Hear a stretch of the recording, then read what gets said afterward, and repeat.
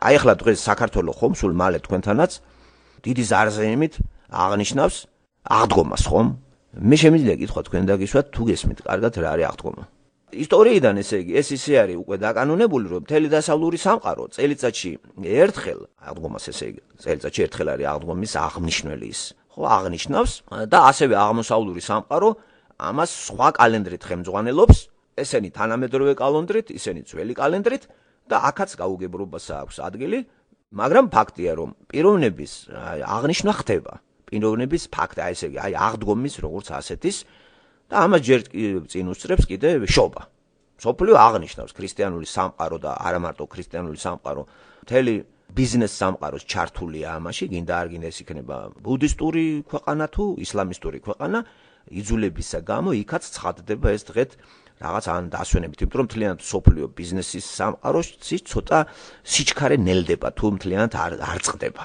როდესაც აი ამ საკითხს ქართველები ახლა ესე ძალიან ისეთი ემოციით ხვდებიან, ხო ყველაფერში ემოციული არიან, ემოციურად მიიღეს მარქსიზმი, ემოციურად მიიღეს რუსეთთან ურთიერთობა მე-17 საუკუნიდან მოყოლებული მე-18 და ბოლოს დამთავრდა ეს სრული რუსული იმეებით საქართველოს ტერიტორიის მითვისება და დაპყრობით. დაწყებული 1801 წლიდან 1856 წლამდე სრულიად დამთავრდა და გაუქმდა აი სულ ბოლო იყო ეს ქართკახეთის სამეფოს გაუქმება აფხაზეთის სამთავრო სულ ყველაფერი და მთლიანად ეს გუბერნიად გამოცხადდა ქუთაისის გუბერნია და თბილისის გუბერნია 50 წლის მანძილზე ნელ-ნელა ეს პროცესები წავიდა და რუსებმა მთლიანად გააუქმეს საქართველოში ყველანაირი მართლობა და ეს იყო ვიდრე 1917 წლამდე როდესაც რევოლუცია დაიწყო რუსეთში გაურკვეველი მდგომარეობა რუსეთის თავისი პრობლემები აქვს შინაარეულები სამოქალაქო ომები არის ხომ რომელიც გრძელდება 18-20 წელი მოყვება ამას 17 წელი რევოლუცია მეფის რუსეთის გადაგდება და ამ დროს საქართველოს არის ცოტა ხნით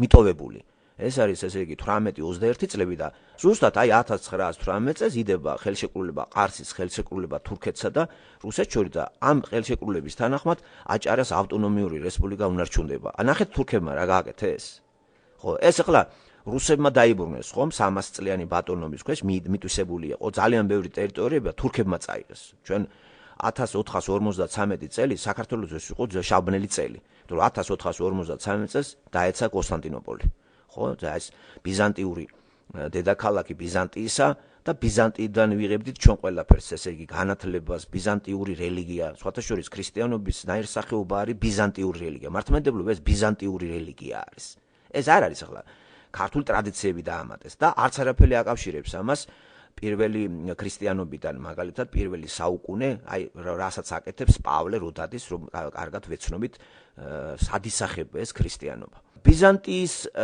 არსებობის შეწყვეტის შედეგი არის სწორედ ის რომ გამუდმებული ტანჯვაში ჩავარდა საქართველო მანამდე ეხლა არ გაიგოთ რომ არ ქონდა რაღაცა პრობლემები ბიზანტიასთანაც ქონდა ბიზანტიამ 1000 წელი არსება ხომ პრობლემები მანამდეც ქონდა ყველა მხრიდან მუსულმანობა არაბობა იყო გაბატონებული 400 წელი თბილისი არაბების ხელში იყო მონღოლებიც ბატონობდნენ საქართველოში არაბებმაც დაგვიტოვეს მთელი რიგი რაღაცეები და სხვათა შორის ეს მეჩეთები თბილისში და რაღაცა იმათი დიდი დამსახურებაა არაბებისა და თბილისის განთავისუფლება იცით ვის უკავშირდება ეს დიდგორის ცნობილი ომი და დავით აღმაშენებელი იმასთან არის ეს დაკავშირებული იმიტომ რომ მაშინ სოფლიოში ყო ჯვაროსნული ისინიც წამოიწყეს და ისარგებლეს მომენტით და ქართველებმაც ამ იმით იმეს გამარჯვება და აი ეს 400 წლიანი არაბობისგან განთავისუფლდა საქართველო 400 წელი ქართველი ვერავინ ვერ გაამახმადიანა სამაგიეროდ ამასობაში თბილისი სომხებმა დაიპყრეს და ნელ-ნელა თბილისის სომხეთის ქალაქად გამოცხადდა თითქმის გინდა არ გინდა ძველი თბილისი სომხების იყო ქართველების არ იყო ეს ცნობილი ამბავი არის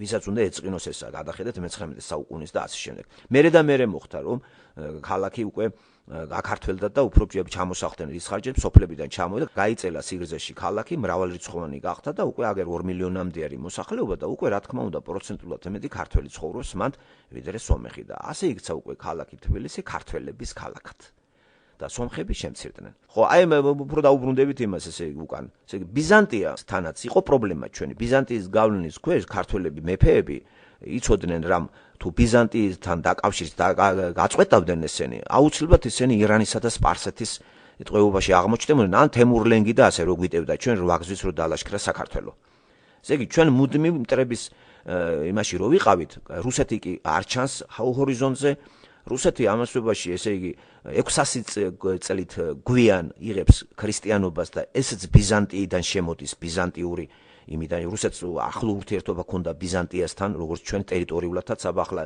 საფრანგეთთან და ევროპასთან საქმეს რუსეთი ვერ დაიჭერდა. ტერიტორიასაც დიდი მნიშვნელობა აქვს. ბიზანტიური გავლენა, ეს აღმოსავლური რაც იყო, მოირიგეს რუსებმაც, მოეწონათ ეს მართლმადიდებლობა, ხო? და აღმოსავლურის, როდესაც ეს მოხდა გაყოფა, თავიდან ესე არის 1054 წელს მოხდა ეგა. აი ამის გაყოფა ეკლესიის აი რომი რო დასავლეთი და აღმოსავლეთი რო გაიყვეს რელიგია, თორემ მანამდე 476 წელს რომის იმპერია, დასავლეთ რომის იმპერია არსებობა შეწყვიტა და ლიდერობა ხელთ იგდო აღმოსავლეთის იმით გავიდა განხრით ბიზანტია რო ეწოდება. ბიზანტია ბერძნული ენა, სახელმწიფო ენა ბერძნული. სულ ყველაფერია ქართულში, რაც არის ეხლა ჩვენ ანტიკას რაც უკავშირდება შუა საუკუნეებას, ყველაფერი იმიდან არის, ბიზანტიიდან, ესე იგი ბერძნებიდან.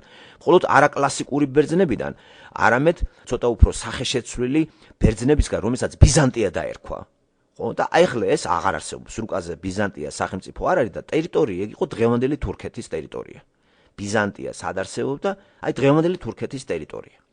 აი ამანი არსება მე-4 საუკუნიდან მოყოლებული 1453 წლამდე და 200 წლის მანძილზე მჭიდრო კავშირი ქართველებს როგორც პოლიტიკურ სუბიექტს და სახელმწიფოს და საქართველოში ძალიან ისეთი არეული მდგომარეობაც იყო სამეფო იმის თვალსაზრისით ვერა და ვერ გაერთიანდა საქართველო.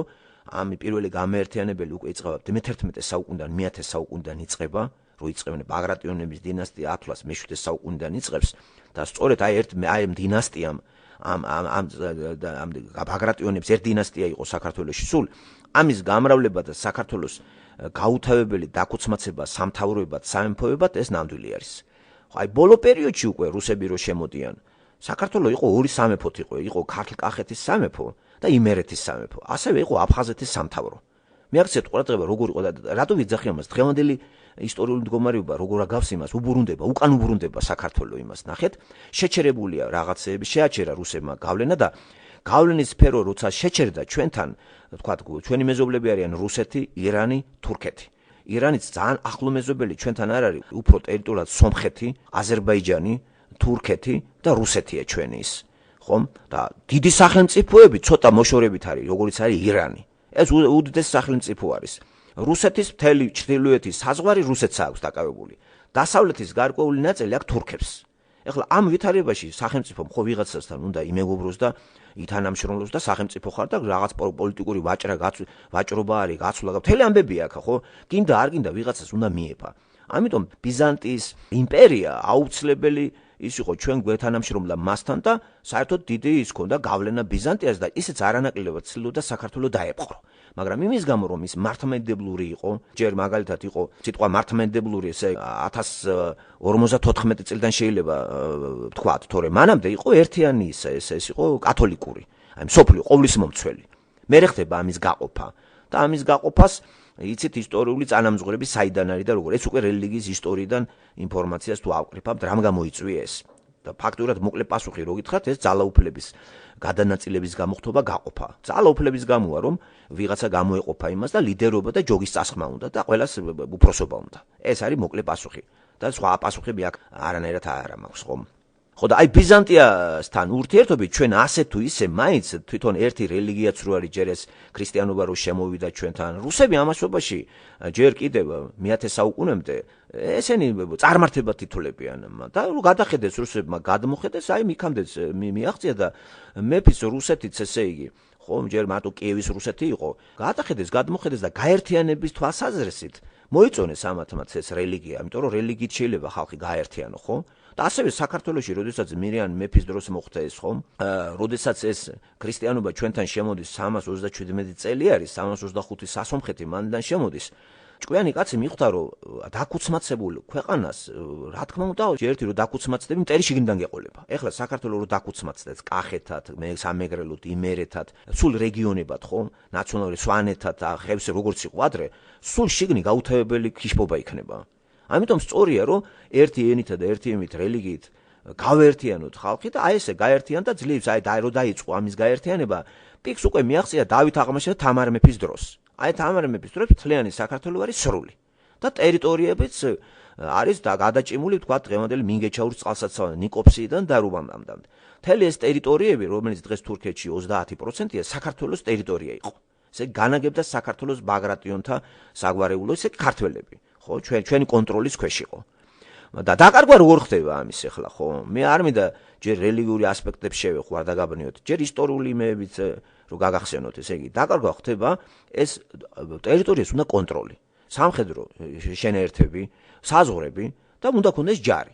ქართველებს ეკონომიკური სიდუხჭირისა გამო პრობლემები ჰქონდათ, ხომ, ჯარში მაგალითად სამსახური, საშინელი სიღატაკე იყო, ეს ცნობილი ფაქტი არის. ჯერ ახლა რა არის საქართველო და წარმოიდგინეთ იმჟამინდელი საქართველო და იმჟამინდელი ყველა ქვეყანა, ხომ, მოიხსენებათ რომ სიბნელე იყო ახლა, ნუ ახლა მეცნიერების აფეთქებას მოყვა ცოტა ელემენტარული კომფორტი და ადამიანების დაახლოება და ტერიტორიების შეკუმშვა, თორე ძალიან ისეთ დიდი სივრცეები იყო, ხა წარმოიდგინეთ სატრანსპორტო საშუალება იყო ცხენი, სხვა არაფერი.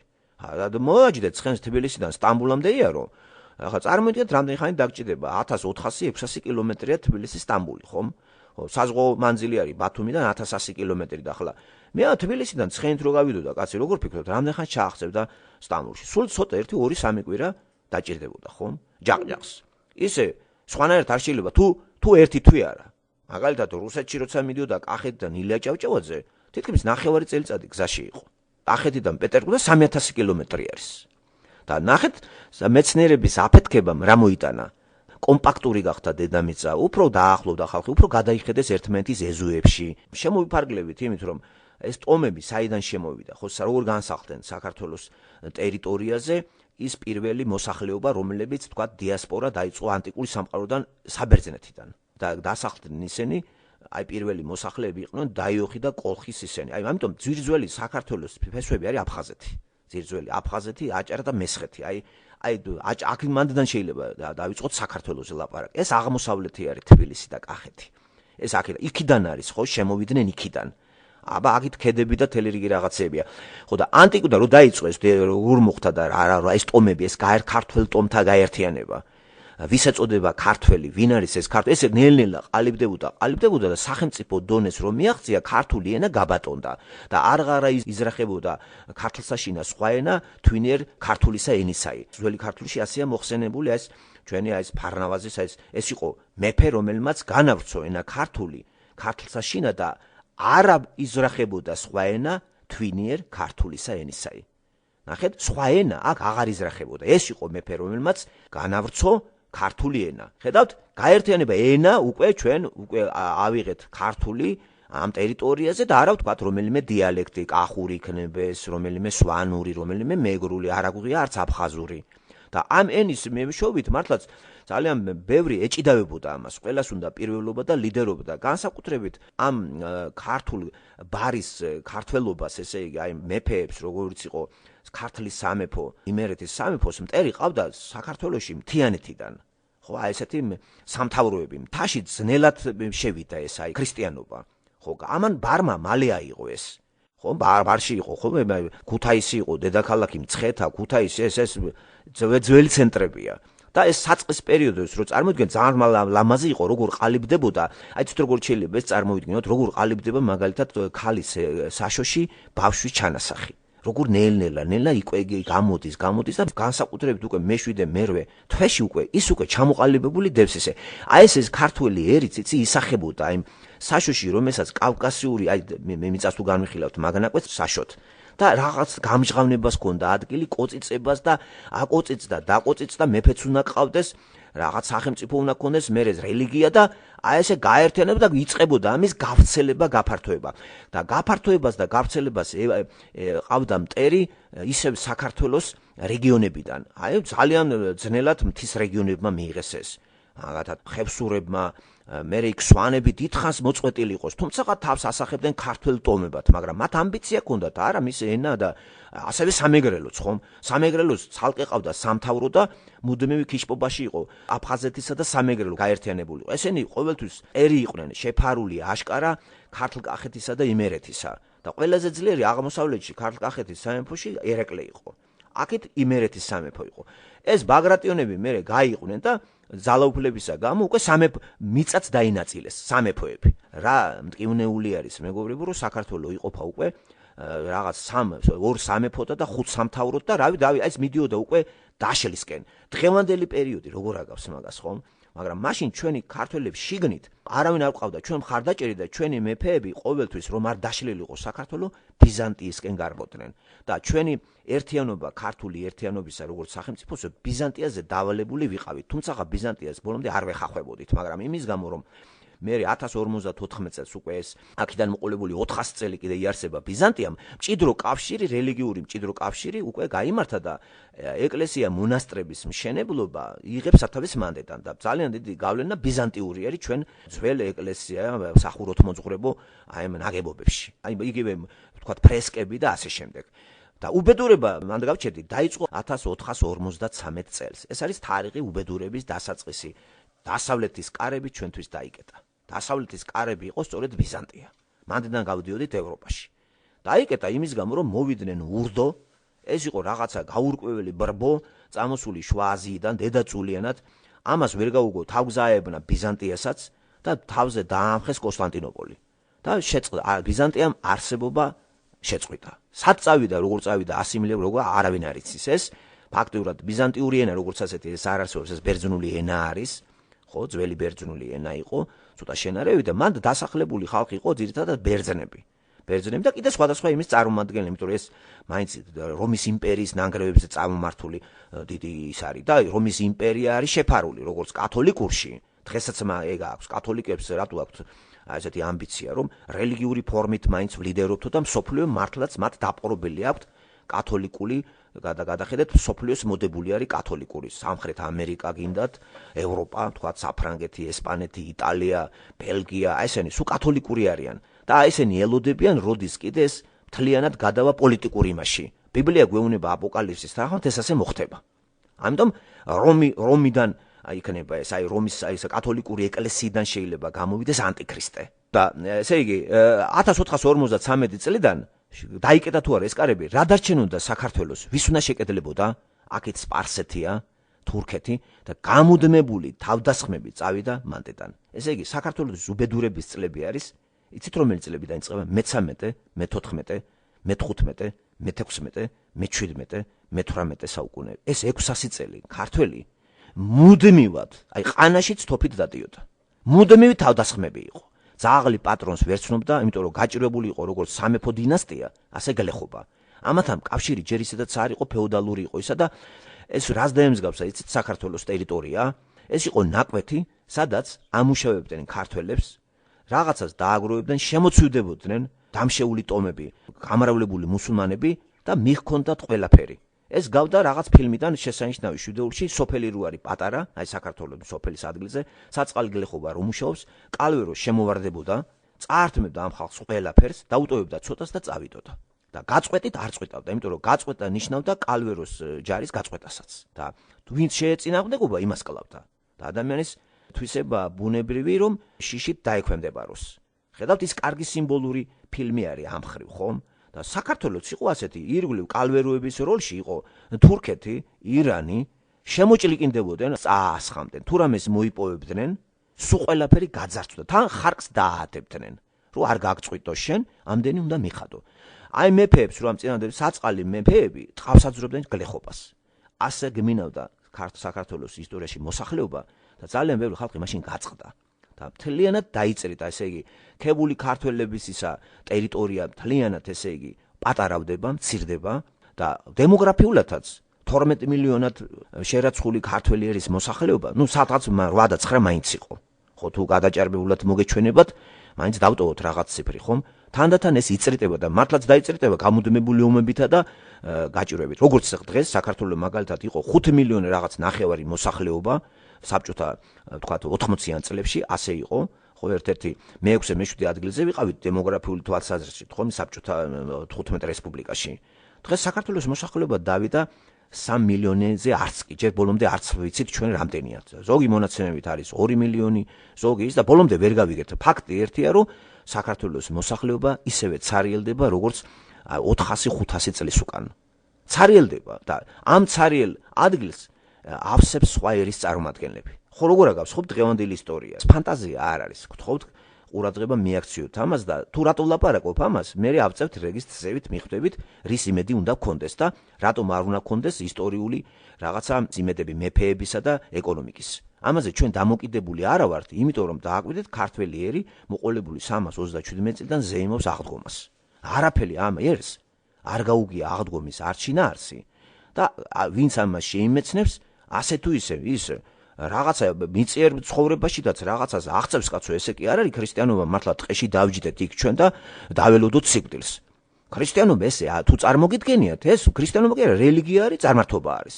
ამიტომ ქრისტიანობას ბევრი შეერწყა წარმართული ცნობიერებიდან და ქრისტიანობამდე საქართველოში ყველა მტომებს, აი ეს იქნებოდა მეგრელი, სვანები, ჭანები, მესხები, თუშები, აფხაზები, შემდეგ ვინც იყვნენ იქ კიდე ხევსურები, კახელები, ყველას რეგიონალური ის ქონდა რელიგიური წარმოდგენები.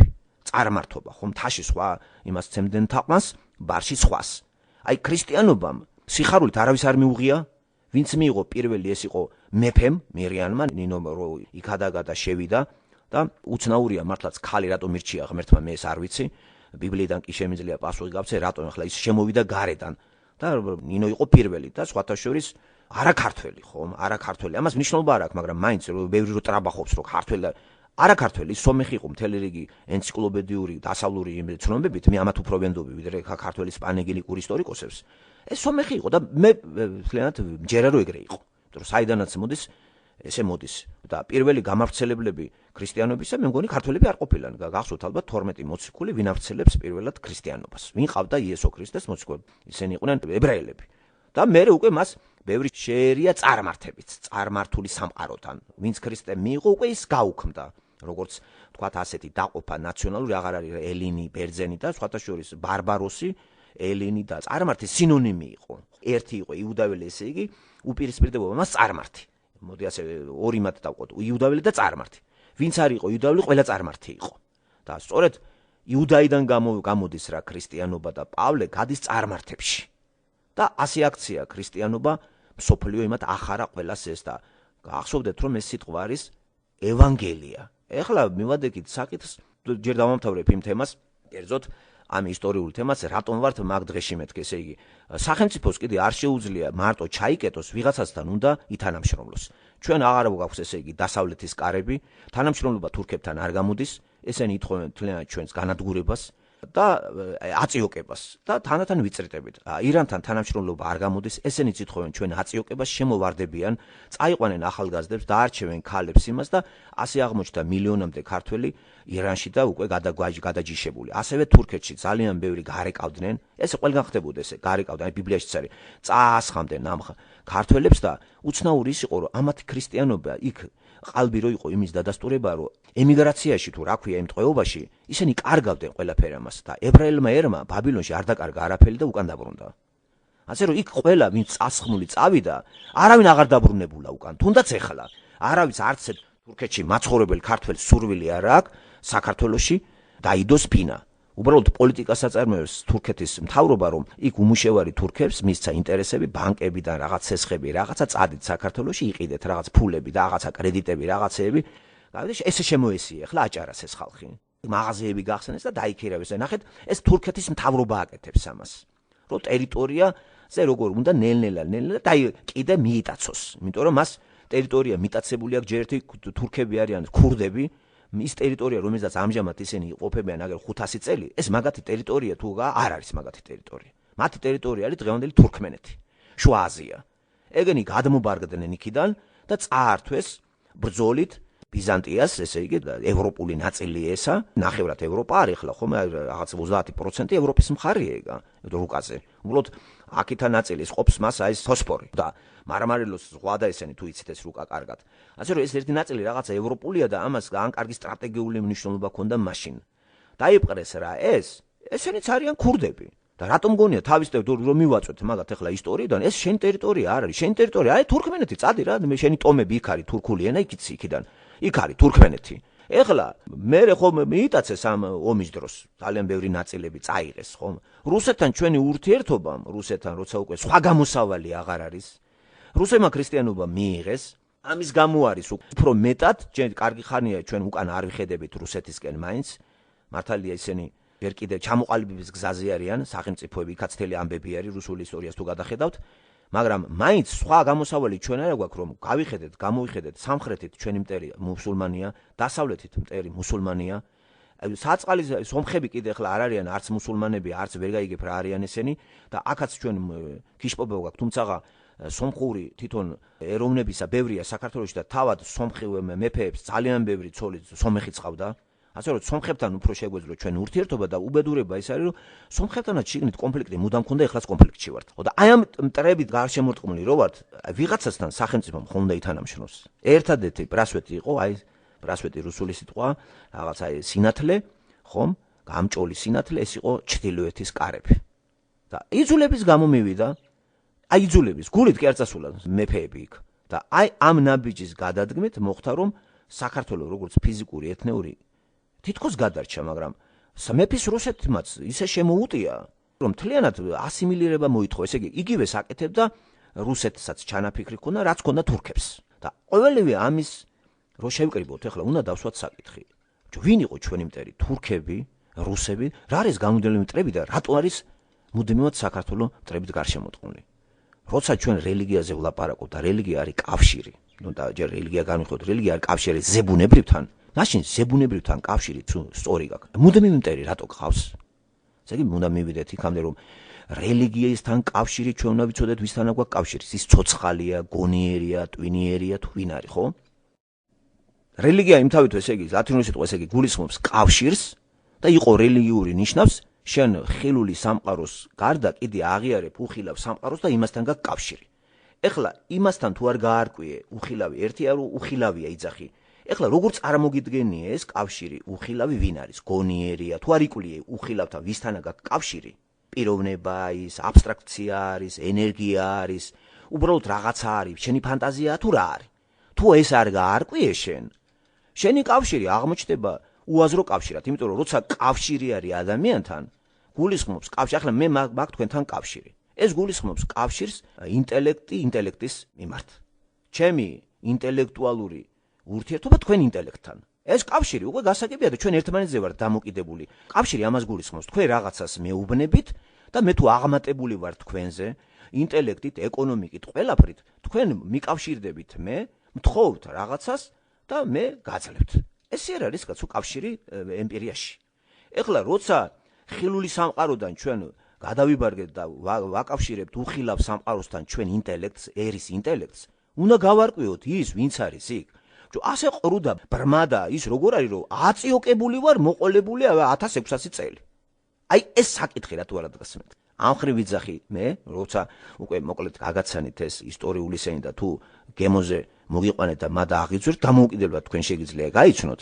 ასე მივადექე მე იმას, რომ თქვი, რომ საქართველოს უბედურება არის სწორედ ის, რომ რელიგია არის გაბატონებული და ეს ძნელბედობა მაგის ბრალია და ცოცხალი ღმერთი დავიწყებული არის. იმიტომ რომ კავშირი რო ცოცხალთან გაქვთ, ეხლა მე ჩემთან კავშირი იყოს ასეთი, მე ფიტული ვარ აქა და ჩართავთ იმას, არის აქედან დუმილი არის. თქვენ კიდე მანდ ლოცულობთ, მეძახით და არ ესმის არაფერი.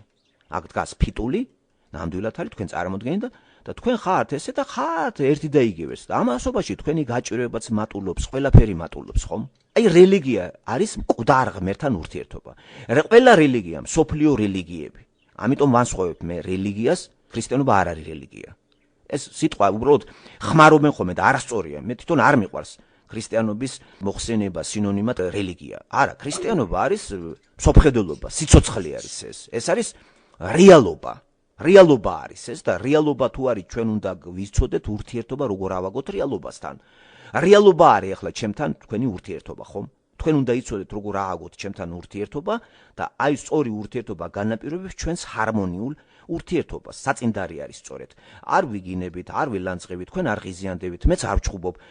ისეთი კარგი ურთიერთობა გვაქვს, რომ გარკვეული საათის მანძილზე ჩვენი ურთიერთობა არის კარგის მომცემი.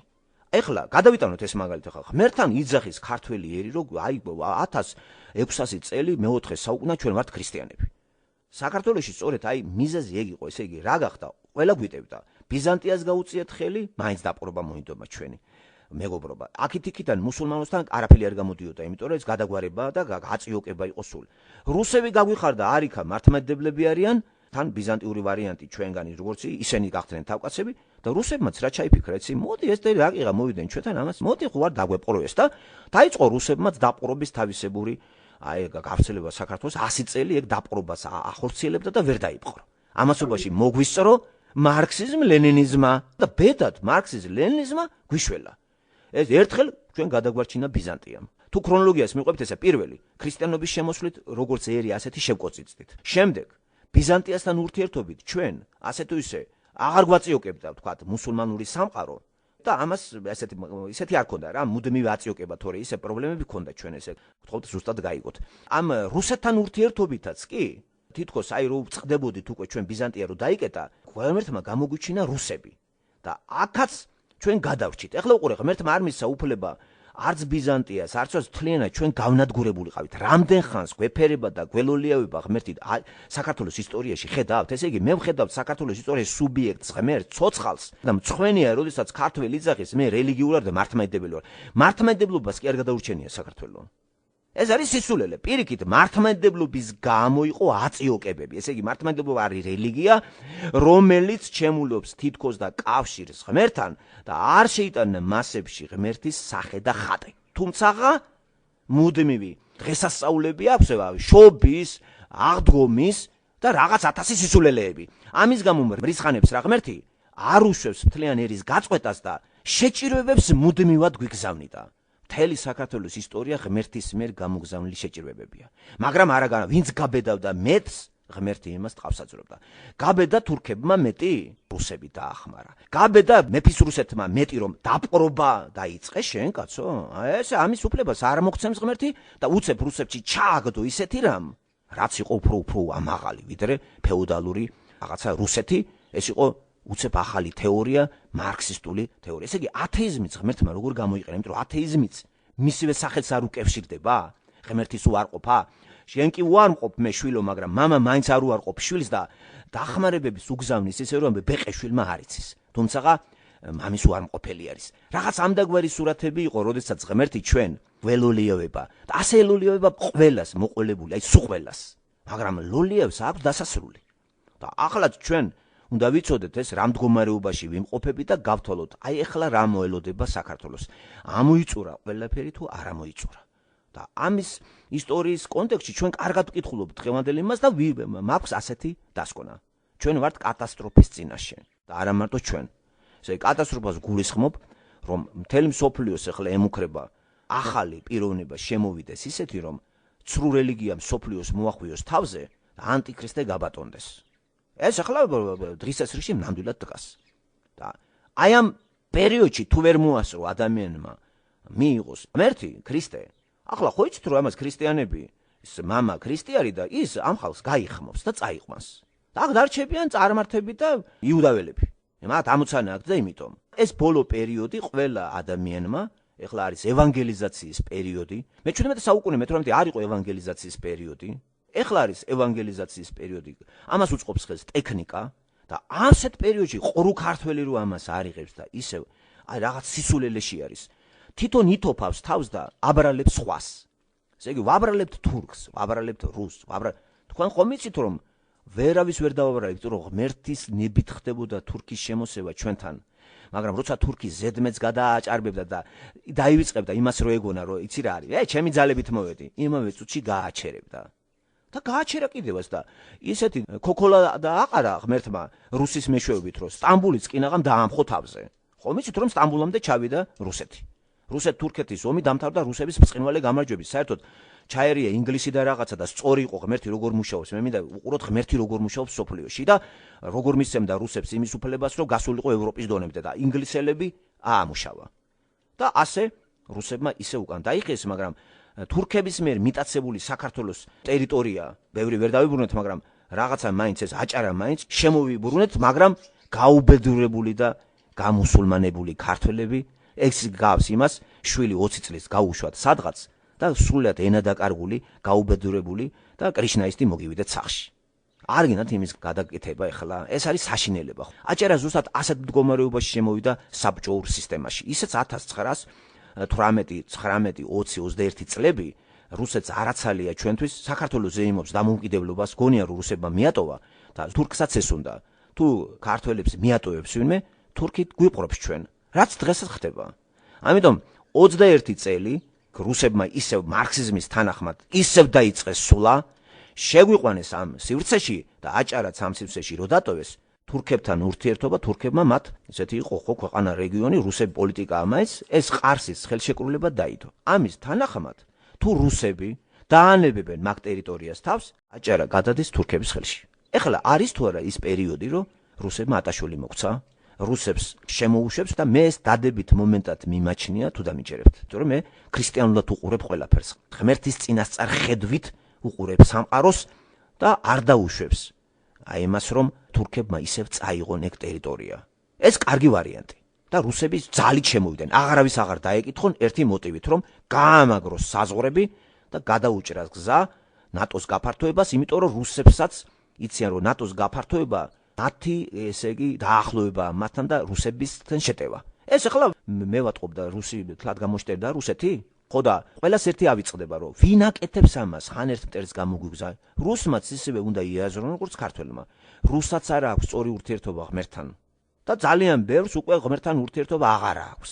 ამიტომ ასპარეზში ვინ დგას? ანტიქრისტე. ანტიქრისტე კიდე ლოლიავს დაუწყებს ახლა პატარა ერებს? ანტიქრისტე რო გაფატონდება, ახლა იმას სხვა ძალაუფლება აქვს ხელში. სხვა ისაა, ან გაერთიანდებით ჩემთან, რასაც აკეთებდა საბჭოთა კავშირი და ცარიზმის რუსეთი, ან კიდე გაგწყვიტავთ და მტერი გაერთიანდა სატანასთან. და ქართველი დღეს მზად არის, მე მგონი ყველასთან გაერთიანდეს. იმდენად გამოჭუკებული ერი გახდა უკვე. ანტიქრისტე რომ მოვა კუჭის გადასარჩენად არ გაერთიანდება მასთან. აგერ დღეს თურქებთან არ არის. ასეთი ინფორმაციაც მოვისმინე მე, რომ როდესაც კითხვა დაუსვეს აჭარელს ერთ-ერთ აჭარაში მცხოვრებ ქართველს, რომ იცი რა არის, მოხვალ თუ არა ანკეტაზე და ვავსებთ იმას რეფერენდუმი, აი ესეთ კითხვას ავაშენოთ თუ არა მეჩეთი. აი იცი რა, მე გაქირავებული მაქვს თურქზე სახლე და მე ამას ვერ მოვალ და ვერ ვიტყვიო.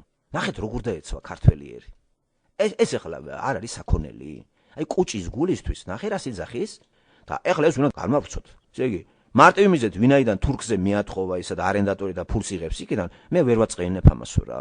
ანტიქრისტე რომ მოვა, იგივეს არ იტყვის ეს. მაგრამ თურქთან ურთიერთობა შეიძლება სულის დაღუპვა არ იყოს. ანტიქრისტეს რო ჩაბარდები, პირდაპირ ჯოჯოხეთი გარანტირებული გაქვს. აი საითკენ მიდის ყველაფერი ჩემო ძვირფასებო. ეხლა ამ პაუზით ვისარგებლებ. მრავალ წერტილს დავსვა, იმიტომ რომ სალაპარაკოს რა გამოვლევს ამ თემაზე. ხოლო თუ ქრისტეზე იქადაგება, რომ ის აღდგა მკვდრეთით, როგორ ღამობს ზოგიერთი თქვენგანი, არ არის მკვდრეთით აღდგომა? მკვდრეთით აღდგომა თუ არ არის, ქრისტეც არ აღმდგარა. ხოლო ქრისტე თუ არ აღმდგარა, ჩვენი ქადაგებაც ფუჭია და ფუჭია თქვენი რწმენაც. მაშინ ჩვენ ვიქნებოდით ღმერთზეც შრომოწმენი, რადგან დავამოწმებდით ღმერთზე, რომ მან აღადგინა ქრისტე, რომელიც არ აღუდგენია, თუ მართლაც არ აღდგებიან მკვდრები. ვინაიდან თუ მკვდრები არ აღდგებიან, არც ქრისტე აღმდგარა. ხოლო თუ ქრისტე არ აღდგა, თქვენი რწმენა ფუჭია და კვლავ თქვენ სოდვებში ხართ. მაშინ ისინიც დაღუპულან, რომელთაც ქრისტეში განისვენეს. და თუ ჩვენ მხოლოდ ამ ცხოვრებაში ვართ ქრისტეს მოიმედენი, ყველა ადამიანზე საცოდავ ყოფილვართ, მაგრამ მკვდრეთით აღდგა ქრისტე. გასვენებულთა პირველი. ვინაიდან როგორც კაცის მიერ მოვიდა სიკვდილი, ასევე კაცის მიერ მკვდრეთით აღდგომა. ვინაიდან როგორც ადამიანში გვდება ყველა, ასევე გაცოცხლდებიან ქრისტეში. და თითოეული თავისი წესით. პირველად ქრისტე, ხოლო შემდეგ ქრისტესნი, მისი მოსვლისას. მერე კი დასასრული, როცა მეფობას გადასცემს უფალსა და მამას, მას შემდეგ, რაც გააუქმებს ყოველ მთავრობას, ყოველ უფლებასა და ძალას. ვინაიდან მან უნდა იმეფოს, ვიდრე თავის ფეხქვეშ მოაქცევდეს თავის ყველა მტერს, ხოლო უკანასკნელი მტერი, რომელიც განქარდება, სიკვდილია. იმიტომ რომ ყოველივე დაუმორჩილა მის ფეხქვეშ, ხოლო როცა ნათქვამია, რომ ყოველივე მას დაემორჩილა, ცხადია გარდა იმისა, რომელმაც მას დაუმორჩილა ყოველივე. და როცა ყოველივეს მას დაუმორჩილებს, მაშინ თვით ძეც დაემორჩილება იმას, ვინც ყოველივე მას დაუმორჩილა, რათა ღმერთი იყოს ყველაფერი ყველაფერში. თორემ რას აკეთებენ მკვდართათვის მონათლოვნი? თუ მკვდრები საერთოდ არ აღდგებიან, რაღატომ ინათლებიან მკვდართათვის? და ჩვენც ყოველ ჟამს რატომ ვართ საფრთხეში? ვიცავ თქვენ და მე ჩემს სიგადულს ზმანო, რომელიც ჩვენ უფალ ქრისტე იესოში მაქვს, რომ ყოველდღე ვკვდები. თუ ადამიანურად ვებრძოდი ამ მხეცებს ეფესოში, რა სარგებელი მაქვს? თუ მკვდრები არ აღდგებიან, ჭამოთ დავსვათ, რადგან ხვალ დავიხოცებით. ნუ დაიბნებით ცუდი საზოგადოებანი ხრწნიან კეთილჩვევებს. გამოფხიზლდით ჯეროვნად და ნუ სწორავთ, ნედან თქვენ და სამარცხვინოდ ვამბობ, რომ ზოგიერთები არ იცნობენ ღმერთს. მაგრამ იტყვის ვინმე, როგორ აღდგებიან მკვდრები და რომელ სხეულში მოვლენო, უგუნურნო, რასაც დათესა არ გაცოცხლდება თუ არ მოკვდა.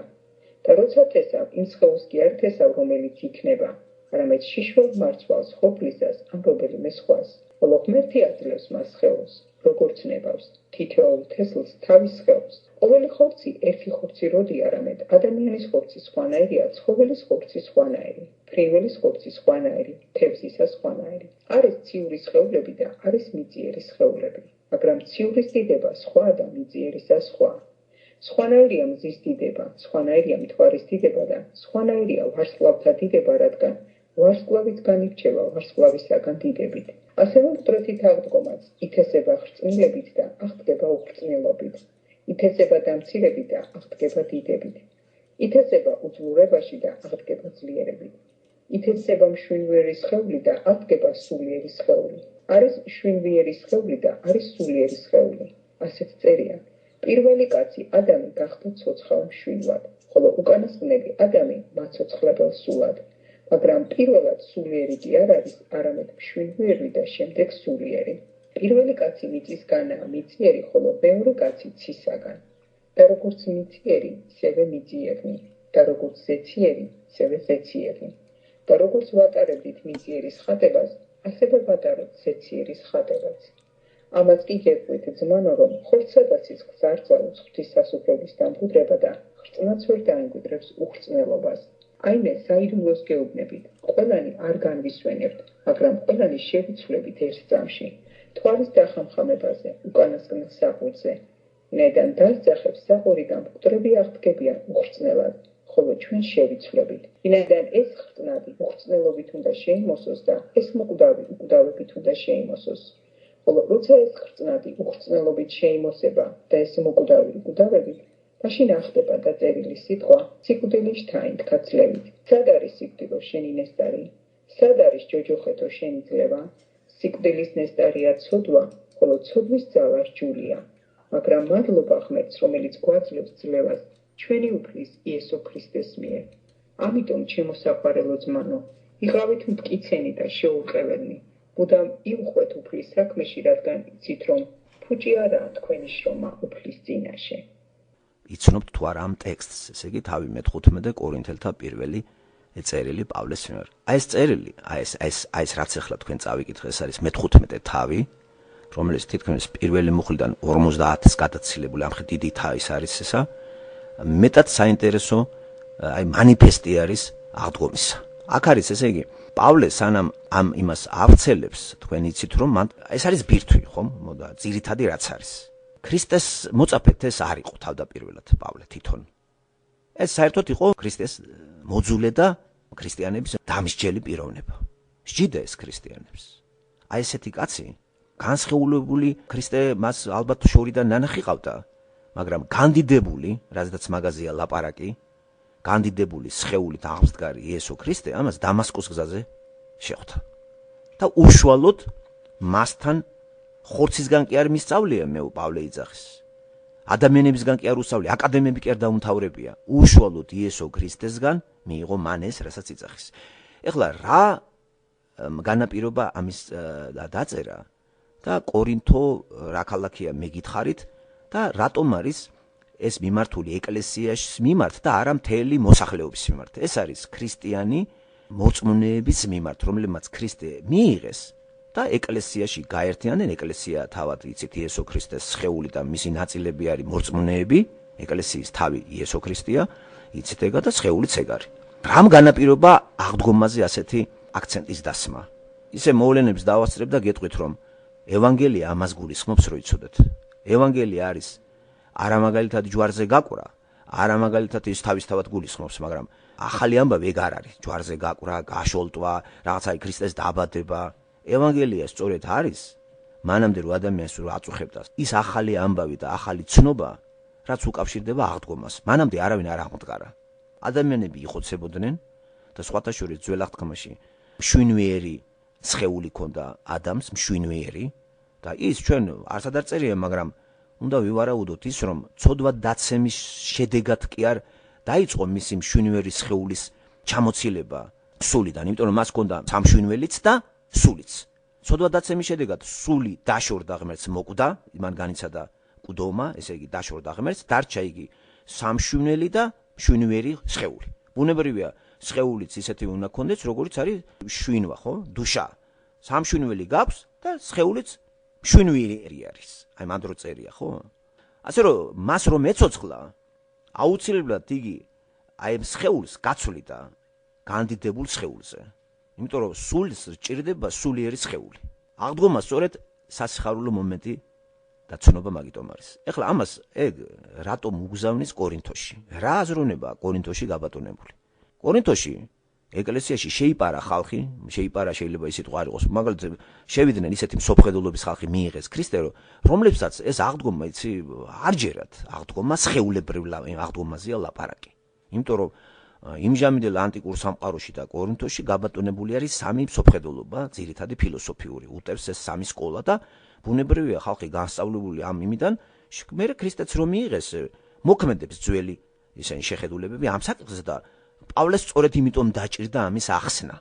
ხომ? ჯერ თავიდან ეგ წერილი შეიცავს არა 2-3 თავს, არამედ რო წება პირველიდან, მოდის მე-15 და მე-16 რო წაიკითხავთ ამას კარგად. მე შევარჩიე განგებ აღდგომის იმაზე, ხომ?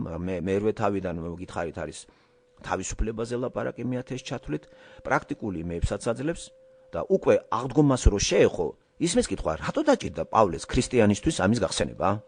და ისევ ხელახლა ამისი. აი რატომ? იქ არის სამი სკოლა. ერთი სკოლა არის სტოიკური სკოლა. სტოიციზმის მიმდევრებს მიაჩნდათ, რომ ადამიანის სიკვდილის მერე გამოეყოფა რა სამშვენიერი სხეულს, ღვთაება შეერწყმება და როგორც პიროვნება იგი აღარ არის. აღდგომა სხეულებრივი მიუღებელია ამათვის. ამ თეორიის თანახმად სხეულებრივი აღდგომა არ ხდება.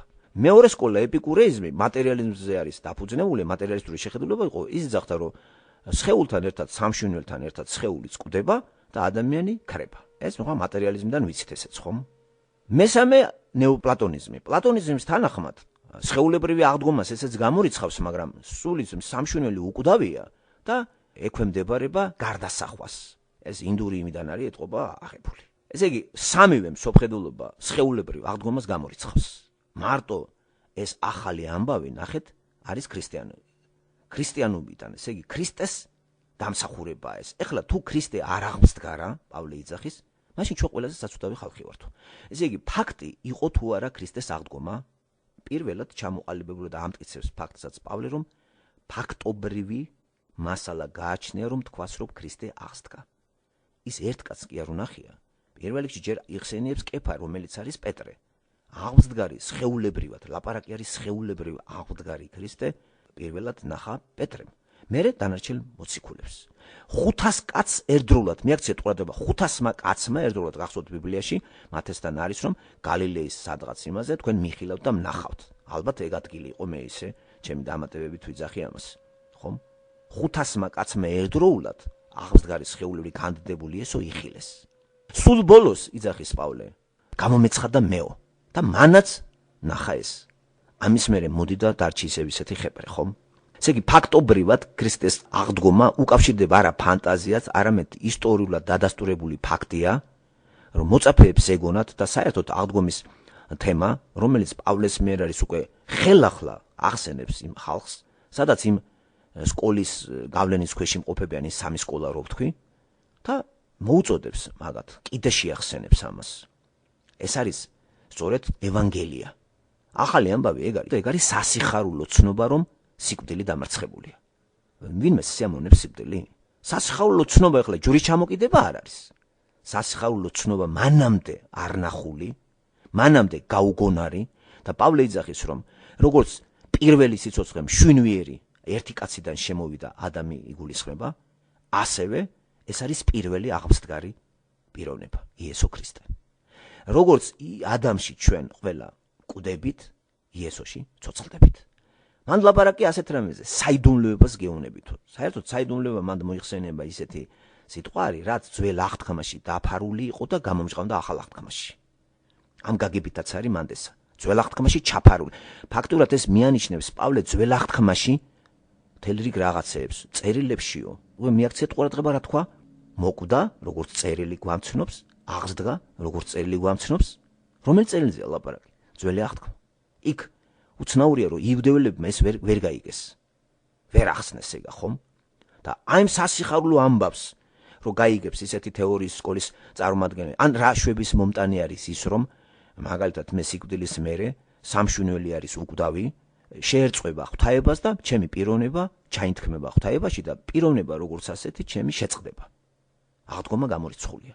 ან რა სასიხარულოა ის, რომ ეპიკურეიზმის თანახმად სიცოცხლეში ვარ, გარდაცვალების მერე ჩემი სამშვენელი წყდება, ჩემი მშვენიერი სხეულიც მიწად იქცევა და გავქრები.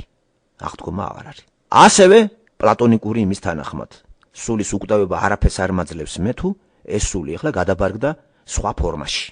ხო, გადავიდა თქვა სხვა სიცოცხლეში. ინკარნაცია განიცადა ამან. აქაც აღდგომაზე ლაპარაკი არ არის, არის გარდასახვაზე. აქ კიდე ლაპარაკი არის სხეულებრივ აღდგომაზე.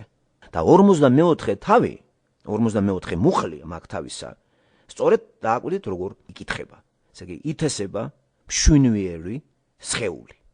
მშვენიერი სხეული ითესება და აღდგება სულიერი სხეული. ერთ-ერთ კონფერენციაზე, ლიბერალების ჯგუფიც იყო ეს რელიგიურ კონფერენციაზე, ერთმა პიროვნებამ და ძალიან ბევრი ლიბერალი თეოლოგები არ აღიარებენ აღდგომას, სხეულებრივ აღდგომას.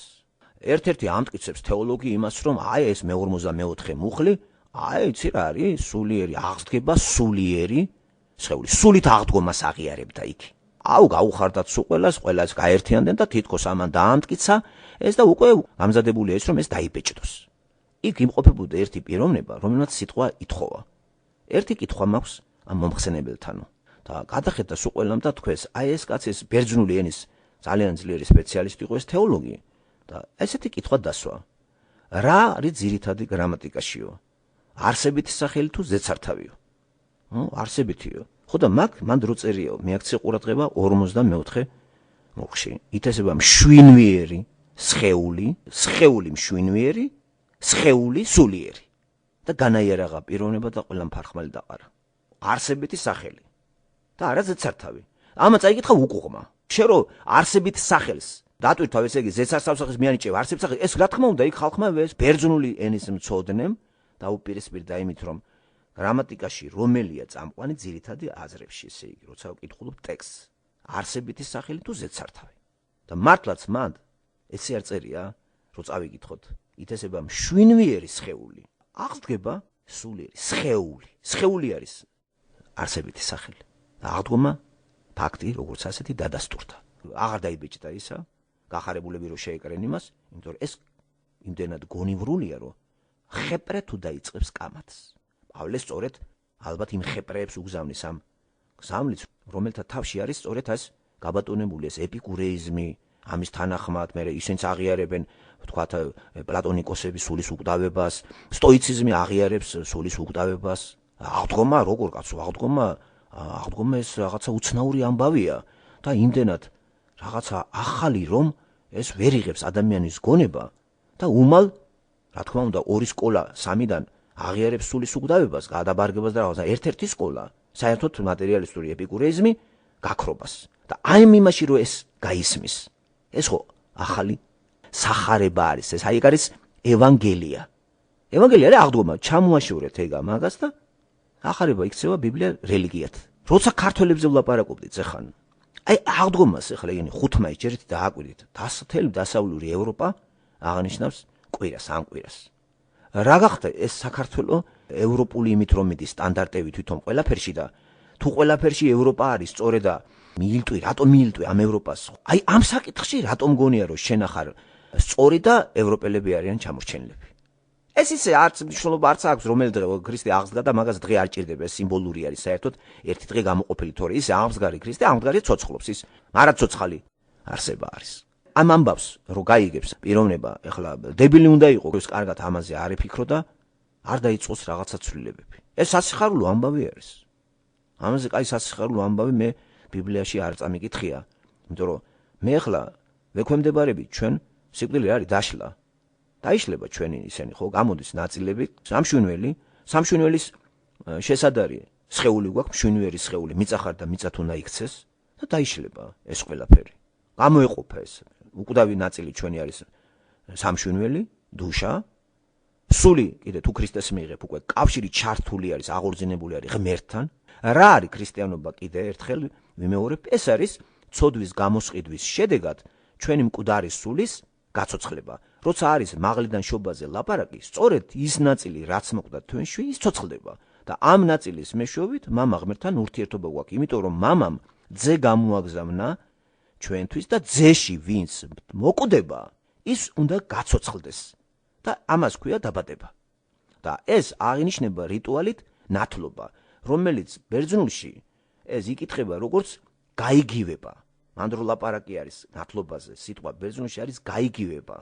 უნდა გაიგივდე შენ იმ პიროვნებასთან, რომელიც მოვიდა ჩვენი ცოდვის გამოსასყიდად და ქრისტეში გარდაცვლილი ცოცხლდები. და უკვე ჩვენ აქ სული აღზდგა, რომელსაც თქვენ ვერ ხედავთ, სამშვენიერი კი გვაქვს და ადამიანები ხშირად ურევენ სულ სამშვენიეს აერთიანებენ და ეს სწორი არ ეგ სატანამ შემოაგდო. ჩვენი რაც მოკვდა ადამიანში, რა ნაწილი მოკვდა ადამიანში, სამშვენიერი დარჩა მას. სამშვენიერის მეშვეობით არის ჩვენი სხეული რომ მიდის მოდის. სული მოკვდა იმავე წუთს. დაშორდა ღმერთს და იმიტომ. ცოდვისა გამო მოხდა ეს, იმიტომ რომ ცოდვასთან არაფერი წილი არ აქვს ღმერთს, იგი წმინდა და ის კავშირი ჩვენთან არ დაამყარებდა მარტივი მიზეზით. ცოდვა იმის ცოდვა რომ მრისხანება იქნება ის როგორც კავშირში შემოვა. ავტომატურად ღმერთი თუ დაუკავშირდეს ცოდვილ ადამიანს, იგი მრისხანების გამო რაღაცა მოელის, დაატყდება უბედურება. ამიტომ ღმერთს ისე უყვარვართ ჩვენ რომ იგი არ ეცხადება ადამიანებს არავის, თუ თვითონ არ აარჩია ვიღაცა, რომ ცოდვისა გამო ადამიანები ვერ გაუძლებენ მარცხნივ და დაინთქმებიან ჯოჯოხეთში.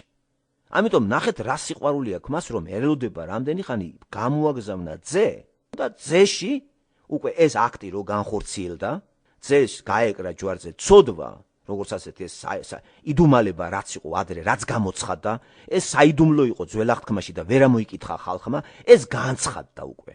და ეხლა სხვა საიდუმლოებაც შეიძლება გველოდება კიდე წინ, კერძოდ ის რომ როგორი სხეული იქნება ჩვენი. ესეც გამომჟღავნდება სულ მალე. იმიტომ რომ სულის სხეულის გარეშე ამას აზრი არ აქვს და რა იმედის მომცემია მაგალითად ის რომ სტოიციზმი მეუბნება ღვთაებას შეერწყმები და გაქრები როგორც ინდივიდი. აბა ღვთაებისთვის ყოფილი ვარ მე. ან კიდე რა გულის რა დამამშვიდებელი ის რომ სიკვდილის მერე ქრება ყველაფერი. და ამიტომ რა გადაგვრჩენია ვჭამდოთ და ვსვათ და დრო ვატაროთ.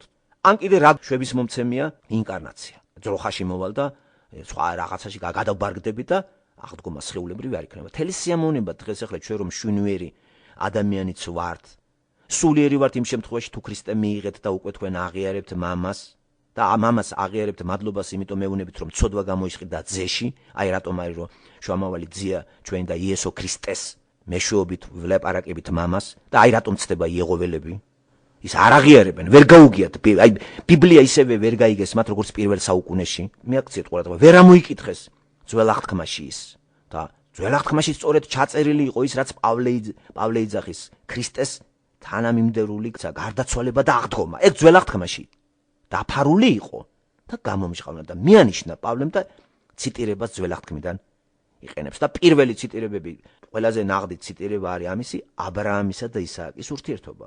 მერე აღდგომაზე ჯერ კიდე იესოც ლაპარაკობდა. ცოცხალი ღმერთი არის ცოცხლებისთვის.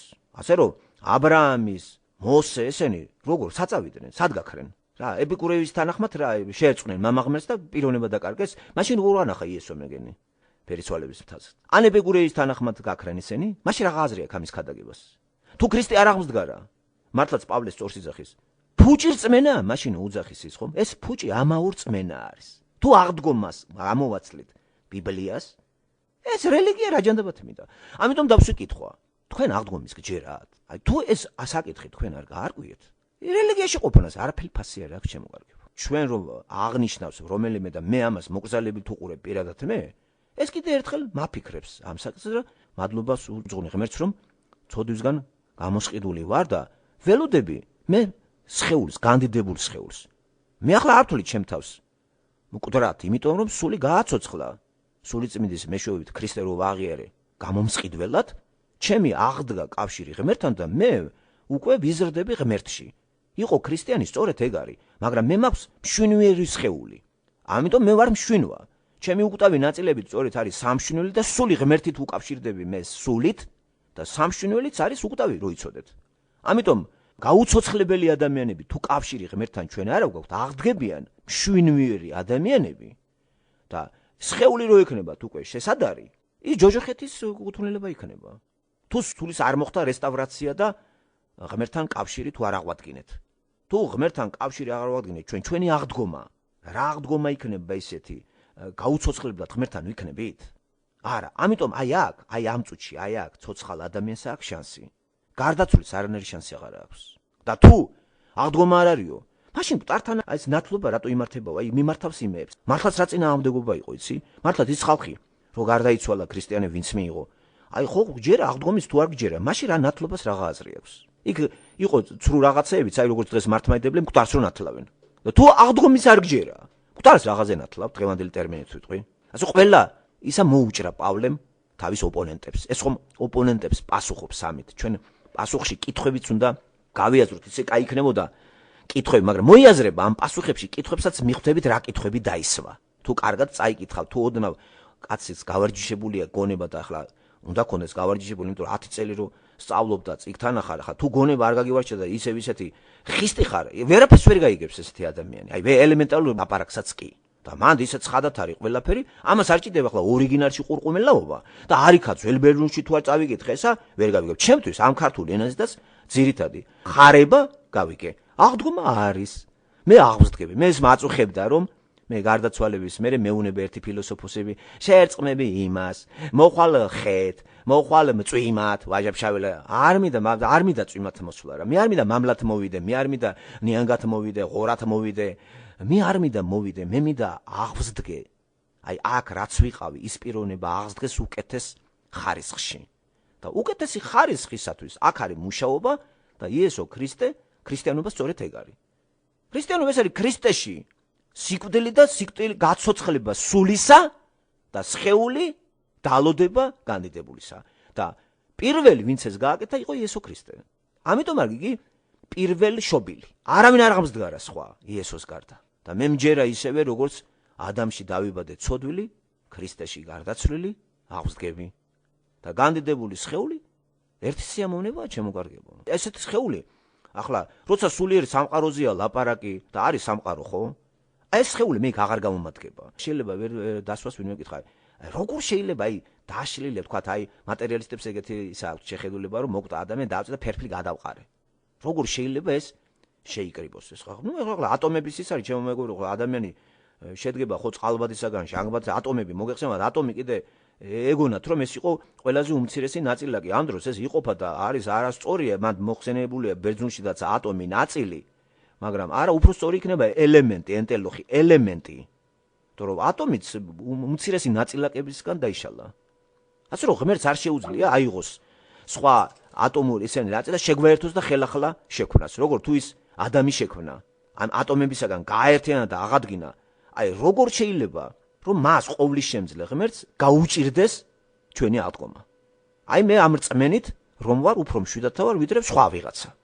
და მე მინდა შევეკითხო ადამიანს მატერიალისტური რწმენით როგორ ცხოვრობ, ისი მეტი გაქვს. მე გასაგებია რა რწმენა მაქვს და რომ მე რწმენა სპერჯენსაც აქვს ეგეთი გამონათქვამი. ასე ჩვენ გადავრჩებით, არა იმითო ჩამონათვალი აღარ მინდა ვთქვა, იმით ჯვარით რაღაცა ჩვენ გადავრჩებით და უფრო მეც იძახის, გადავრჩებით არ რწმენითო, თუმცა რწმენით საშუალებაა. ჩვენ გადავრჩებით ქრისტეში, ქრისტეთი. იმან გადაგვარჩინა. ქრისტემ გვიხსნა ჩვენ და რწმენა გვჭირდება ჩვენ იმიტომ რომ დავიჯეროთ რომ ქრისტემ გადაგვარჩინა. რწმენა მაგიტომ გვჭირდება. და ქრისტეს ისტორიული არსებობა დადასტურებულია, გარდაცვალება დადასტურებული ფაქტია, აღდგომაც დადასტურებული ფაქტია. სამარხიდან აქ გადახედეთ ისტორიას მათესთან, მარკოსთან, ლუკასთან, იოანესთან. ეს ამის უარყოფა არაფრით არ შეიძლება, ხეპრე უნდა იყოს კაცი. ამდენად რატო უხარია ქრისტიანს? აღდგომა როცა ზემეს არ უკავშირდება მუცელს და კუჭს და მით უმეტეს წინა პერიოდი ის რო არის ახლა მარხვა. მაგაზე ფიქრობს ახლა ქართველი მორწმუნე, გადით ქუჩაში და შეეკითხეთ 5 მაისამდე ახლა ამ თემებზე ფიქრობს? ის მარხულობს? მე არ მარხულობ. მე ვფიქრობ, ის არ ფიქრობს. ცნაური არ არის? ამიტომ მარხვით გადარჩები? გადარჩენილი ვართ უკვე და მარხვა გადარჩენისთვის აღარ არის საჭირო. და ისე ჩვენში დარჩეს და მუდმივად უნდა იყო მარხული ადამიანი. მარხული უნდა იყო, იმიტომ რომ ყველაფერი მამაძაღლული და რაღაცა უნდა მოთოკო და დამარხო და დაფლო და გადააგდო.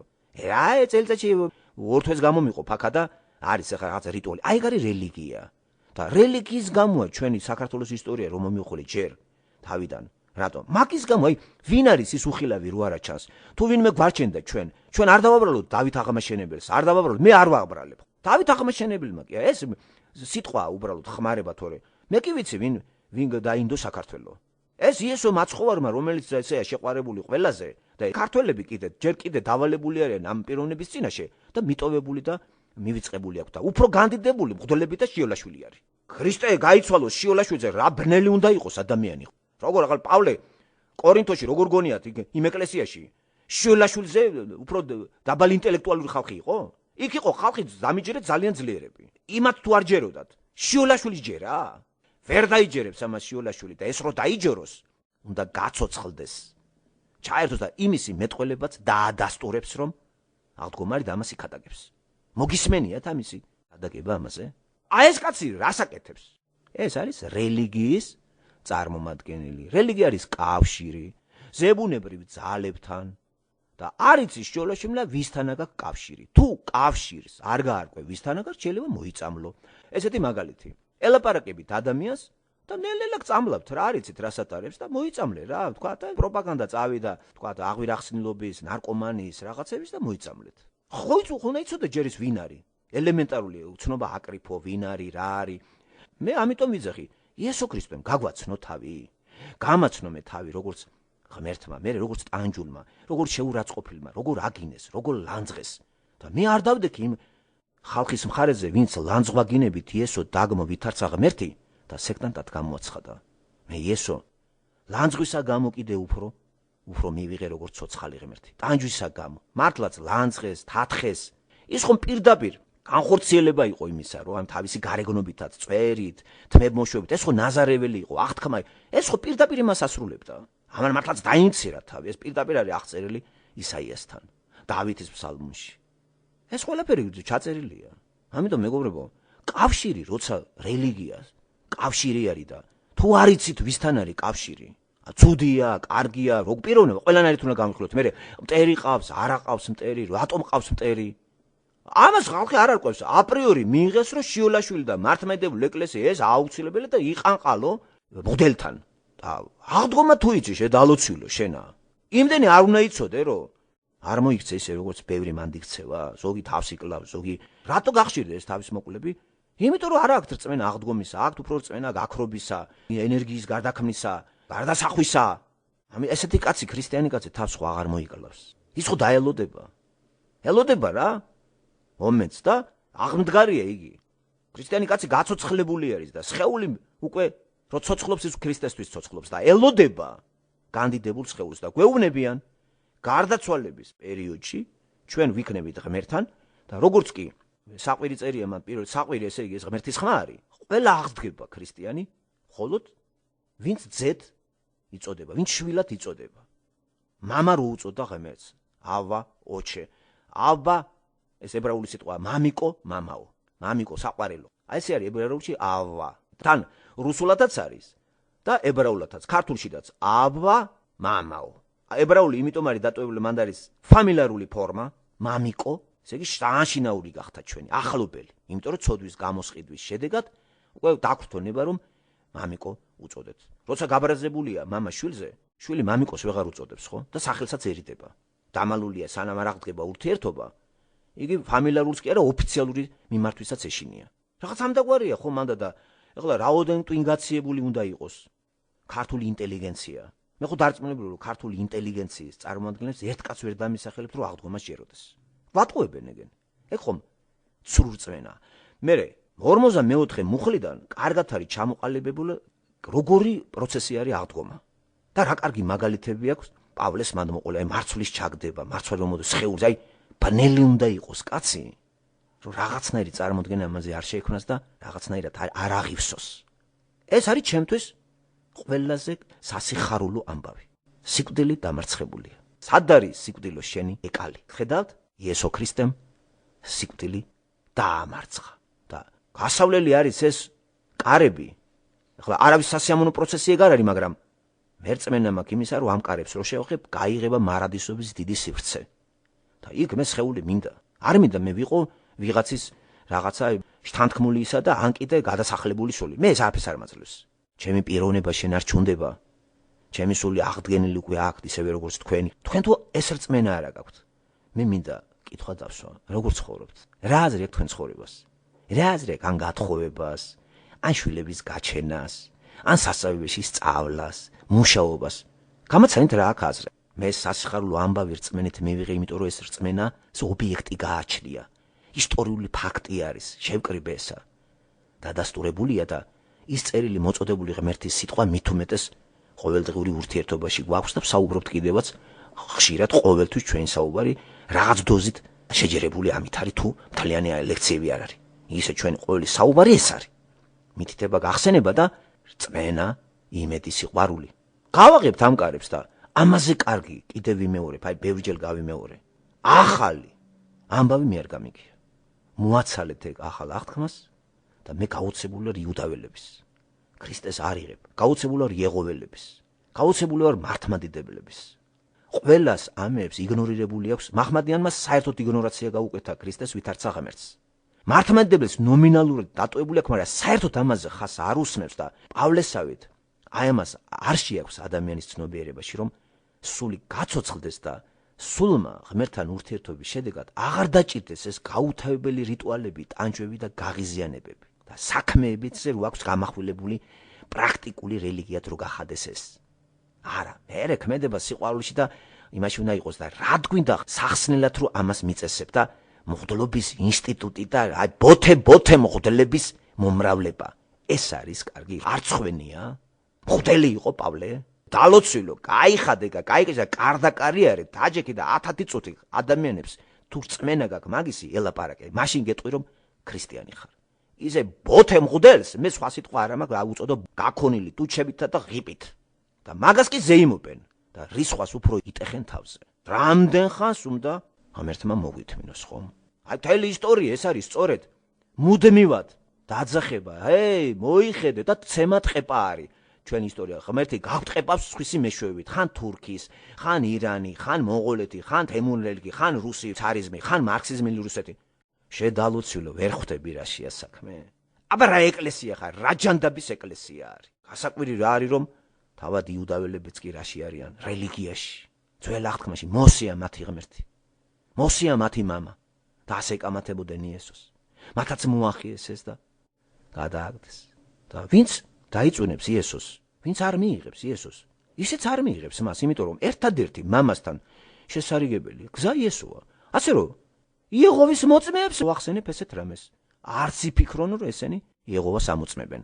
იეღოვას დამოწმება არ ჭირდება. იეღოვასთან რომ დაიჭირო ურთიერთობა, იეღოვას მიერ გამოგზავნილი იესო ქრისტე უნდა მიიღო როგორც შენი მხსნელი და მასში უნდა მოინათლო. და ნათლობა არის გაიგივება შენი პიროვნებისა იესოს ჯვარზე უდომის პროცესში და რწმენით გაცოცხლდე. ამას მე რიტუალი მოყვება და თუ გინდა დაადასტურე აი ეს რიტუალი რაც აქვთ თელი რიგი იმებს. ისე რა აზრი აქვს ამას? არავითარი. ასე რომ იეღოვის მოწმეებსაც ურჩევა მას და მუსულმანებზე ხო ლაპარაკ. მუსულმანებთანაც იგნორირებულია. ალახი ყავთ და გავიწყდებოთ რომ ყველას ერთი ძირი აქვს. იეღოვა, ალახი, ეს ყველაფერი არის ბიბლიიდან. ელოხიმ, ალახ, ელოხიმ. იეღოვა, ელოხიმ. ეგ არის. ის ამოწმებს იეღოვას. და არბიან და ამოწმენ რომ აიცი რა ესია. კი, მაგრამ ძეს რატო არ იღებ? მაგის ერთადერთი გზა მისასვლელი იეღოვასთან და ალახთან, არაბული სიტყვით ხმარობ, ხომ? იგივე ღმერთთან, ცოცხალ ღმერთთან. არის იესო ქრისტე. ისინი ტოვებენ იეღოველებიც, ვითომ მოწმეები ერთს ღმერთს, მაჰმადიანებიც ტოვებენ ცოცხალ ღმერთს, ორივე ცოცხალ ღმერთს აღიარებს, მაგრამ უცნაური ის არის, რადგან ცოცხალ ღმერთის აღიარება, თუ მასთან შენ კონტაქტი არ გექნა. ეგ ცოცხალი ღმერთი იქნება, რომ სიქას გაგაძრობს, იმასთან შენ ვერ მიხვალ. რომ პირდაპირ წერია, ვერავინ ვერ მივა იეღოვასთან, ალახთან, თუ არა ქრისტეთი. სიტყვები შევცვალე ერთი ამის, თორე ის ერთია წირი. ხო, ალახი ცალკე ღმერთი კი არ არის. ეს ებრაული ტექსტი და ახლა არ დაგავიწყდეთ ის, რომ არაბების ძმა და შთამომავალი მიწიერ პლანში არის იზმაელი. იზმაელი არის აბრაამის შვილი. ისააკიც მისი შვილია. ესე იგი, ამათი რელიგია აბრაამიდან იღებს სათავეს დამახინჯებული ფორმით.